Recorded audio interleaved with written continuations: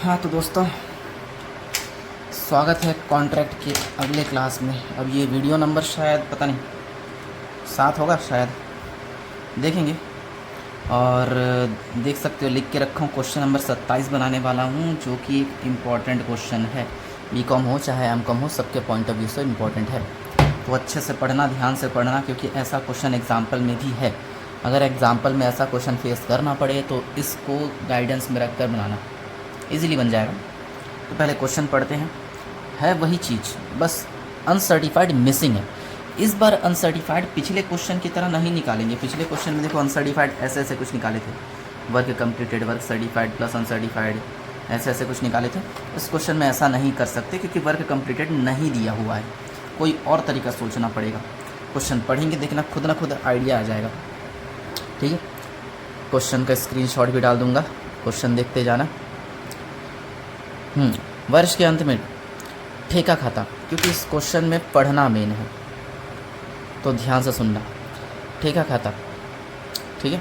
सामग्री का निर्गमन मूल्य, श्रम और उपरिव्यय, 3 चीज़ के बारे में बोल रहा है। सामग्री का निर्गमन मूल्य, ठीक है, श्रम मतलब लेबर और उपरिव्यय मतलब ओवरहेड, इन 3 चीज़ को डेबिट कर दिए। और हम जानते हैं ये तीनों चीज़ यहाँ डेबिट में आएगा, तीनों चीज़ पक्का डेबिट होगा, लेकिन अमाउंट गायब है। ठीक है, सोचेंगे अमाउंट निकालने के लिए। और कार्यस्थल पर सामग्री यानी मटेरियल एट साइट 2000 है, ये तो जानते हैं हम, क्रेडिट साइड आता है, लिख देंगे क्रेडिट साइड। और कार्यस्थल पर प्लांट भी था, प्लांट का क्लोजिंग दे दिया है 8000, जो कि पुनर्मूल्यांकन हुआ है, जिस पर 20% की दर से डेप्री कट चुका है और क्रेडिट कर दिया गया था। मतलब ये 8000 क्रेडिट कर दिए हैं, हम कर देंगे क्रेडिट, लेकिन इसका ओपनिंग वाला मालूम नहीं। ओपनिंग जितना भी रहा होगा उसमें 20% डेप्री कटने के बाद 8000 आया होगा।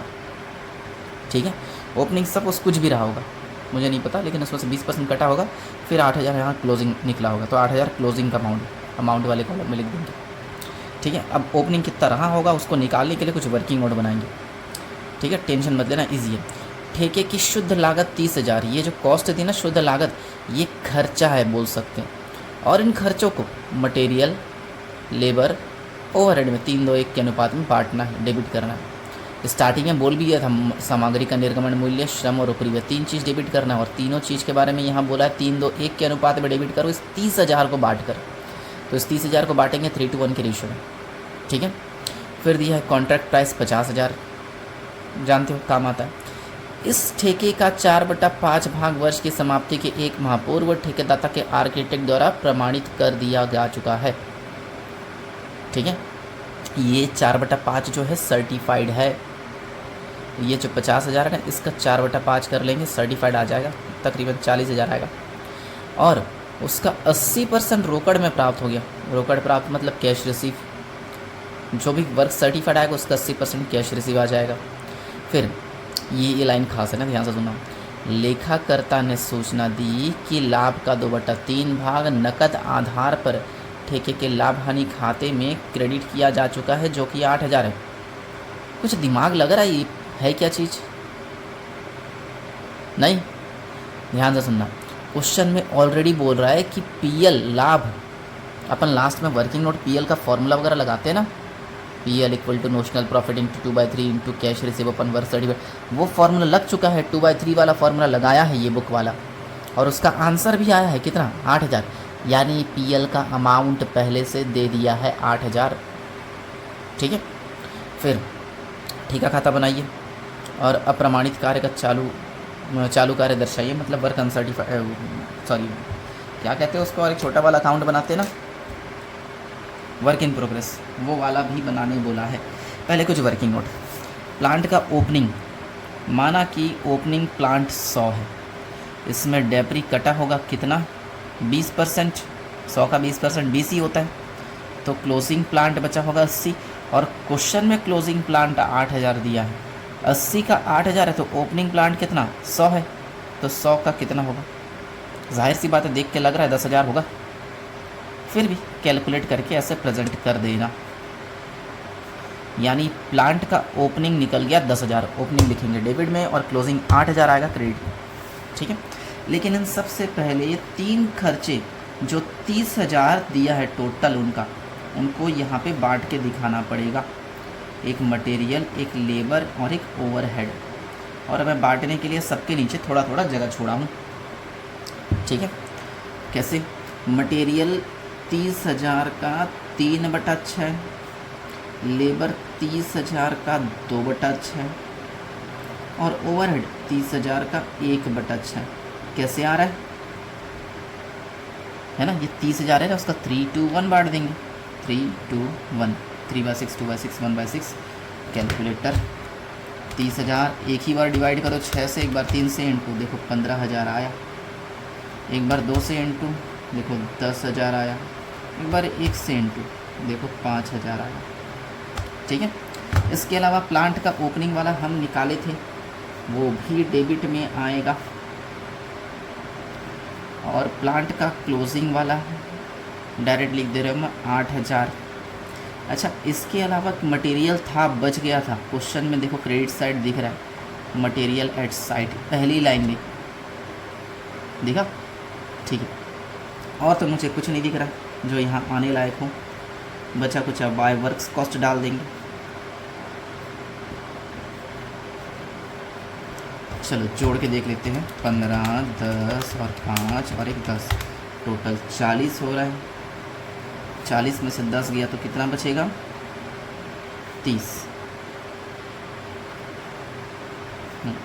अब इस वर्क्स कॉस्ट को यहाँ ले आते हैं, ब्रॉट डाउन 30,000 और उस साइड आएगा वर्क इन प्रोग्रेस, जिसके नीचे work certified, work uncertified. Uncertified के बारे में कोई इन्फॉर्मेशन नहीं दिया है क्वेश्चन में। चलो जो भी है, सर्टिफाइड निकालना पड़ेगा, वो भी मालूम नहीं है। एक काम करता हूँ, पहले यहाँ वर्किंग नोट में देखो, क्वेश्चन में कॉन्ट्रैक्ट प्राइस 50,000 दिया हुआ है, क्लियर। वर्क सर्टिफाइड बोल रहा है, इसी का 4/5 आएगा 40,000। और कैश रिसीव बोल रहा है इसी 40,000 का 80%, 32,000, ठीक है। क्वेश्चन में लिखा है, उसी को यहाँ प्रेजेंट किया हो। तो वर्क सर्टिफाइड अपना कितना है? 40,000, यहाँ लिख देता हूँ। अनसर्टिफाइड मालूम नहीं है, अनसर्टिफाइड आएगा, है ना। इन दोनों को जोड़ के बाहर लिखेंगे, इसमें से इसको माइनस करेंगे तो बचा कुछ नोशनल प्रॉफिट होगा, ठीक है। तो जब तक वर्क अनसर्टिफाइड मालूम नहीं चलता, नोशनल प्रॉफिट नहीं निकल सकता। फिर टोटल करके बंद कर देंगे। फिर इस नोशनल प्रॉफिट को यहाँ पर ले आते हैं क्रेडिट साइड। फिर इसमें से कुछ हिस्सा पीएल में जाएगा और कुछ हिस्सा वर्क इन प्रोग्रेस में। और मज़ेदार बात ये है कि पीएल का अमाउंट क्वेश्चन में दे दिया है ऑलरेडी। फिर से टोटल मार के बंद। क्वेश्चन में पीएल का अमाउंट जो दे दिया ना, एक काम करते उसी का फॉर्मूला लगाते, कुछ ना कुछ हिंट मिल जाए। क्वेश्चन में बोल रहा है पीएल अकाउंट का नोशनल प्रॉफिट 2/3 वाला फॉर्मूला लगा है। क्वेश्चन में लिखा है 2/3 वाला लगाकर 8,000 निकाला। पीएल का आंसर 8,000 आया था, तो पीएल की जगह 8,000। नोशनल प्रॉफिट गायब, 2/3 का 2/3। कैश रिसीव देखो जस्ट ऊपर मिल जाएगा 32,000। वर्क सर्टिफाइड देखो ये भी ऊपर दिख जाएगा 40। अब इस पूरे इक्वेशन में क्या गायब है? नोशनल प्रॉफिट निकल सकता है। यहाँ नीचे वाले को यहाँ ऊपर में इंटू कर देंगे और ऊपर वाले को यहाँ नीचे ले आएंगे, ये तो पता ही है सबको। Into 3 into 40,000 divide by 2 into 32,000 equal to notional profit. तो notional profit equal to 8,000 into 3 into 40,000 divide by 32 दूनी 64,000। तो आ रहा है नोशनल प्रॉफिट अपना 15,000, ठीक है। तो नोशनल प्रॉफिट यहाँ पर था, देखो इसकी जगह रख दिए 15।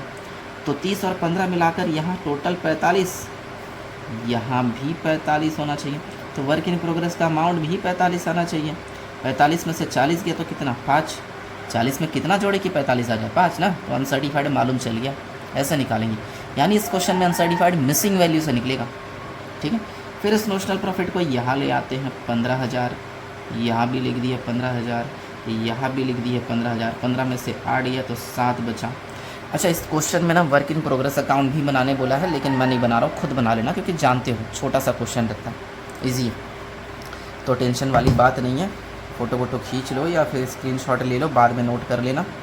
अच्छा, मैं वीडियो भी ख़त्म नहीं कर रहा हूँ क्योंकि एक क्वेश्चन और बनाएंगे इसी वीडियो में, ठीक है।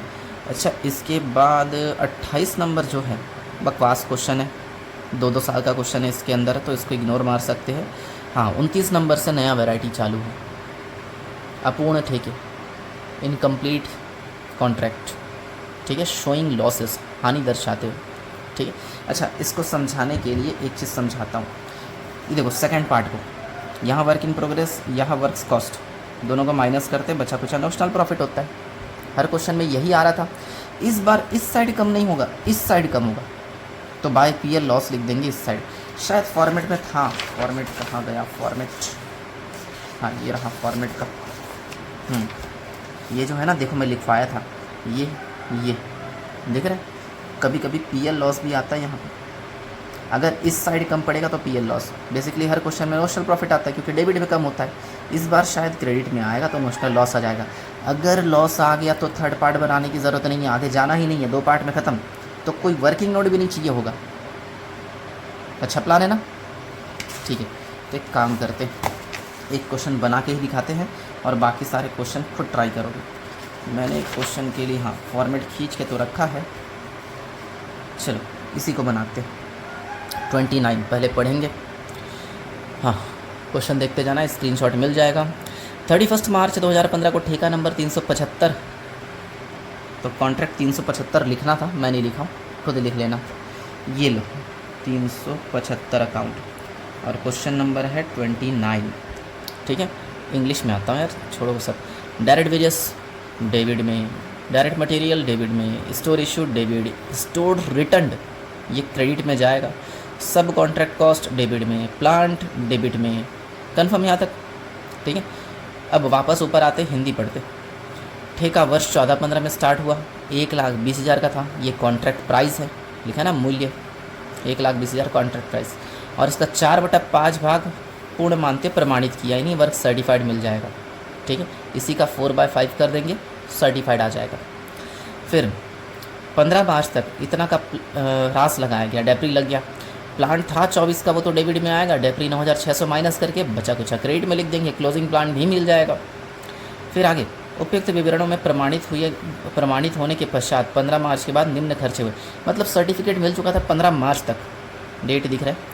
इसके बाद भी कुछ खर्चा हुआ, मतलब वो खर्चे अनसर्टिफाइड रह गए होंगे, मतलब ये जो दिख रहा है ना, ये अनसर्टिफाइड निकालने का तरीका है, ठीक है। वेजेस दिया है और मटेरियल दिया है, इन दोनों से अनसर्टिफाइड निकलेगा, लेकिन कुछ और ट्रिक भी है, कैसे निकालना है बताऊंगा मैं। फिर 4th नंबर देखो, कार्यस्थल पर सामग्री की लागत 10,000, मटेरियल बच गया और स्टोर्स बच गया 800, ये दोनों चीज़ क्रेडिट साइड जाएगा। स्थापना व्यय प्रत्यक्ष मजदूरी का 40%, इस्टेब्लिशमेंट चार्जेस ये भी लगाना पड़ेगा, खर्चा है, डेबिट में आएगा, वेजेस का 40% लगा देंगे, ठीक है। फिर कार्य में देरी होने पर 5,000 का जुर्माना लगाए जाने की संभावना है, एस्टीमेट है कि कोई जो कॉन्ट्रैक्टी है जुर्माना लगा देगा 5,000 का। एस्टीमेट को अपन खर्चे नहीं मानेंगे, तो इस पॉइंट को इग्नोर कर सकते हैं, ठीक है।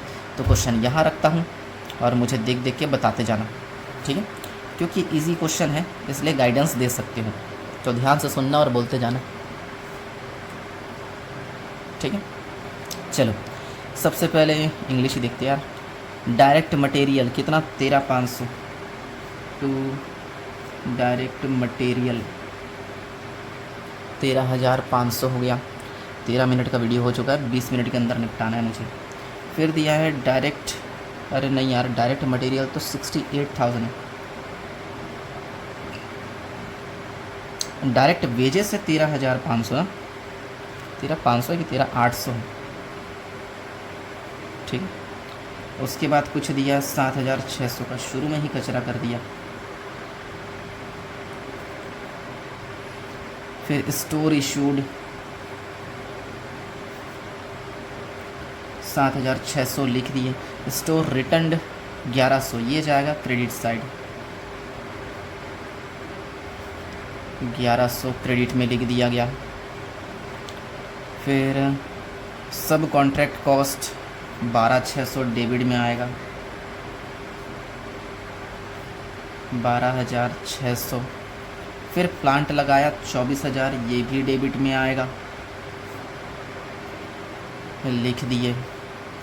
फिर वर्किंग नोट में बोल रहा है कॉन्ट्रैक्ट प्राइस 1,20 था जिसका 4/5 सर्टिफाइड हो चुका, तो ये सब वर्किंग नोट में दिखा देंगे अपन। कॉन्ट्रैक्ट प्राइस 1,20,000, वर्क सर्टिफाइड इसी 1,20 का 4/5 96,000, तो वर्क सर्टिफाइड 96,000 लेंगे। डेप्रिसिएशन 9,600 है।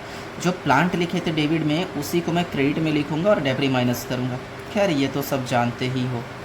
प्लांट आ गया माइनस डेप्री 9,600, 24,000 माइनस 9,600 तो आएगा 14,400। चलो डेप्री हो गया। और थर्ड पॉइंट बाद में बताऊंगा, ठीक है। मटेरियल बच गया 10,000 और स्टोर बच गया 800, ये दोनों क्रेडिट में आएगा। बाय मटेरियल एट साइट कितना 10,000, बाय स्टोर्स एट साइट 800। चलो ये भी हो गया। अगला establishment charges 40% of direct wages, तो इस्टेब्लिशमेंट चार्जेस यहाँ पर भी आएगा। जो वेजेस था उसका 40%, वेजेस तो 13,800 है, इस 13,800 का 40% 5,520, ठीक है। और 5,000 का कुछ खर्चा लग सकता है ऐसा बोल रहे हैं, है ना, लाइकली टू बी इम्पोज्ड, तो छोड़ सकते हो उसको। चलो क्वेश्चन में और कुछ नहीं है, ठीक है। यहाँ तक तो ठीक है। पहला पार्ट का आंसर निकाल लेते हैं यार, अनसर्टिफाइड बाद में निकालेंगे। पहली पार्ट का आंसर सब जानते हो क्या आता है, वर्क्स कॉस्ट कैरी ओवर। देखते हैं टोटल करके, plus 24,000 plus 12,600 plus 7,600 plus 13,800 plus 68,000, तो 131520। और इसमें से माइनस कर लेते हैं 1,100 माइनस 14,400 माइनस 10,800, तो आएगा 105,220, ठीक है। अब अगला पार्ट सब जानते हैं यहाँ पे, टू वर्क्स कॉस्ट 105,220 और उस तरफ बाय वर्क इन प्रोग्रेस जिसके नीचे वर्क सर्टिफाइड और एक वर्क अनसर्टिफाइड। वर्क सर्टिफाइड ये रहा, देखो वर्किंग नोट में 96,000 दिख रहा है, तो वर्क सर्टिफाइड का 96,000 लिख दिया। अनसर्टिफाइड गायब निकालना पड़ेगा, तो वर्क अनसर्टिफाइड निकालने के लिए तरीका, पॉइंट नंबर 3 देखो, एक मटेरियल बोला होगा, एक लेबर या वेजेस भी कह सकते हो, इसकी जगह वेजेस लिख सकते हैं। पॉइंट नंबर 3 में मटेरियल 3,240 दिया है और वेजेस देखो 1,400 दिया है, देखा। लेकिन इतने से काम नहीं चलेगा। क्वेश्चन में पॉइंट नंबर 5 पढ़ो, इस्टेब्लिशमेंट बोल रहा है कि वेजेस का 40% है, तो जहाँ जहाँ पर वेजेस लगता है मतलब लेबर लगता है वहाँ पर इस्टेब्लिशमेंट भी होगा। तो यहाँ जब लेबर लगा तो यहाँ भी तो इस्टेब्लिशमेंट होगा। इसी लेबर का, इसी वेजेस का तुम्हारा 40% होगा। 14 चौक 56, 560, 1,400 इंटू 40% 560। अब तीनों को जोड़ेंगे तो अनसर्टिफाइड आ जाएगा 3,240, तो टोटल 5,200 अनसर्टिफाइड, तो अनसर्टिफाइड 5,200। चलो 5,200 प्लस 96,000, तो 101200। इससे इसको माइनस कर लेते हैं, माइनस 105,220। एक बार गौर से देखो कम किस साइड है, इस बार इस साइड कम दिख रहा है ना, यहाँ 1,05,220, यहाँ 1,01,200, इस साइड कम है। वो भी माइनस करने के बाद पता चला 4,020 कम है, तो इसको बाय पीएल ब्रैकेट में चाहो लॉस दिखा सकते हो, क्वेश्चन ख़त्म माना जाएगा, क्योंकि नोशनल प्रॉफिट आता है तो थर्ड पार्ट बनता है। अब तो लॉस आ गया, आगे क्या ही बनाएंगे। क्वेश्चन सॉल्व, इजी लगा क्वेश्चन। 20 मिनट ख़त्म होने वाला है। एक काम करता हूँ, मैं कुछ क्वेश्चन होमवर्क दे रहा हूँ, मैं पढ़ के समझा भी नहीं रहा हूँ क्योंकि इजी क्वेश्चन है, जैसे 30, 31, 32, ये तीनों क्वेश्चन खुद पढ़ोगे, खुद समझोगे और बनाओगे। डाउट होगा मुझे कॉल करके पूछ सकते हो, ठीक है। ये लॉस वाले क्वेश्चन है, इसके एग्ज़ाम में आने के चांसेस कम रहते हैं, ठीक है। तो जो भी है फिर भी कोशिश करना, किस्मत ख़राब हुआ, एग्ज़ाम में आ गया, तो सारे क्वेश्चन की प्रैक्टिस होनी चाहिए। ठीक है, तो मिलते हैं अगले वीडियो में। अगले वीडियो में कुछ आकस्मिकताओं का संचय वाला, रिजर्व फॉर कंटिजेंसीज वाला पढ़ेंगे, तो इसके बाद के क्वेश्चन पढ़ने की ज़रूरत नहीं है। और एग्जाम्पल के 3 की 2 क्वेश्चन बनाने पड़ेंगे, तो उससे काम बन जाएगा। ठीक है, तो मिलते हैं अगले वीडियो में।